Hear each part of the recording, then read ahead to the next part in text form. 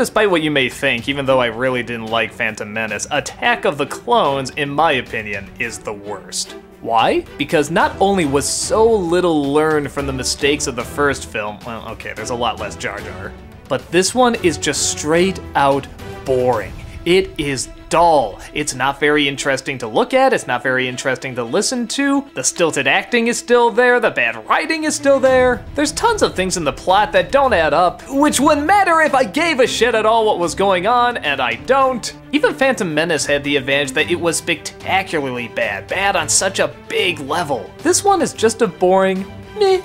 Anakin Skywalker has grown up and apparently has yet to develop a personality, as he apparently comes across Amidala, who is now not queen. Another election, I guess. But nevertheless, he's assigned to protect her after a few assassination attempts. The two eventually end up falling in love, but this is a big no-no, as apparently Jedis can't fall in love. Well, that sucks, not sure why that is, but whatever. While their incredible chemistry is being formed, Senator Palpatine makes a decision to form a clone army. These will eventually become the Stormtroopers that have different voices in the later films that I think they're talking about actually replacing with Australian voices. Oh, never mind. And they're gonna take out more of that political nonsense you couldn't follow in the first movie, except this time Christopher Lee is in it. Well, that's cool, I like Christopher Lee, but what's he doing there? What's his evil plan? More political talk that you can't follow. And honestly, that's about it. They try to fill up all these other things going on, but it's not interesting, and since you can't really follow the political talks or the war talks or anything like that, I don't really know what it ties into what's supposed to be important. We get a little bit of Anakin being separated from his mother, but he just kind of says he's upset and angry, and that's about it. There's not any more diving into it. The romance is kind of similar too. They just kind of say they're in love over and over and find really corny ways of saying it, and that's it. You never feel any chemistry out of them because the acting is so stilted.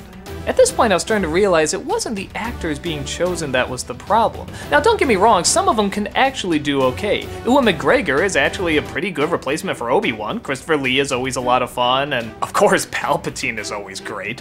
Actually, I'm just realizing, it's all the Brits. The British people are the only ones that give great performances in these movies. Even in the first Star Wars films, Ford and Hamill are a little whiny, but with the exception of James Earl Jones, it's all the British people that add the credibility to the movie. Maybe that's why Carrie Fisher tried to do the British accent.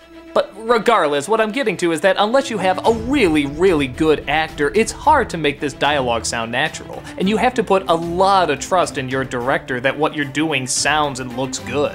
And I think we've established that Lucas has been out of touch with being a good director for a while. So yeah, I can't really blame the actors for how terrible they're reading these lines. They're hard lines to read. And if someone is giving you the direction to make it sound more and more bland, you're gonna just do it. One of the only things people really remember out of this film is the lightsaber fight with Yoda. People either seem to love or hate this, and yeah, I'm somewhere in between. I understand both sides of the argument. On the one hand, yeah, it is kind of neat to see Yoda with a lightsaber. It's cool to see him jump around, and it shows that such a little person can still cause a lot of damage. But like the other half of people, I kind of like the fact that all he had to do was wave a hand and a spaceship could fly by. Like he was that powerful. All he had to do was just point a finger. He was that in touch with the Force. I don't know, I'm just glad it was something I didn't really see before, and it was kind of neat to see. Albeit kind of goofy. But trust me, that's nothing compared to the other goofy scenes in this. Like a 50s diner in a galaxy far, far away. Yeah, this isn't like the cantina on Mos Eisley where it's like, oh, it kinda looks like a bar, but it's still kind of its own thing. No, this is just a diner designed a little differently. Did Star Wars have the 50s? Come on, there still has to be something otherworldly about it. Not just, oh, take a diner waitress and make her a robot, boom. And in the grand scheme of things, my brother brought up a really good point. He said, what is the point of this film and the last one?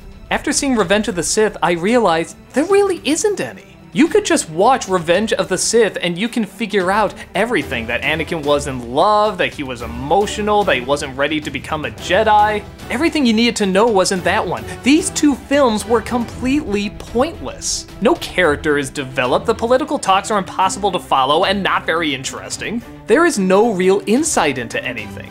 And between the two of them, this one seems the most pointless. It's forgettable, it's dull, it's not even that creative. You can't even really enjoy it for how bad it is. Well, Okay, some lines, but it's still mostly just a drag. Oh, yeah, that line makes it in the movie too, from C-3PO. Oh, it's so stupid! Anyway, if you want to rip it apart and nitpick it, there's more than enough material, but in my opinion, if you can't even say it's so bad it's good, this is the Star Wars movie you can easily skip.